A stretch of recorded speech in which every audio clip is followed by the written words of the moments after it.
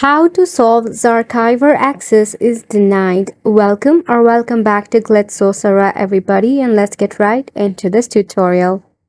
For the solution of it is pretty simple. Firstly, it might be because of a glitch issue. For that, press and hold and head to your app info. Here will be before stopping it, then head to your storage and cache. Then clear up the cache built up. Once this is done, the bug or a glitch issue will be solved.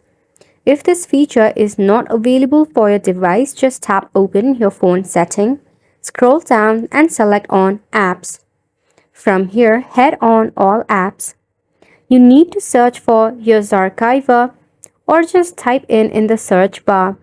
Again, follow the same step of first stopping it, then clearing up the cache. While you are in your phone setting, head back to check out on system update. Make sure that your mobile system is up to date so that it can support the feature of Zarchiver. Once we have done this, now to check for an update, open up your Play Store or App Store.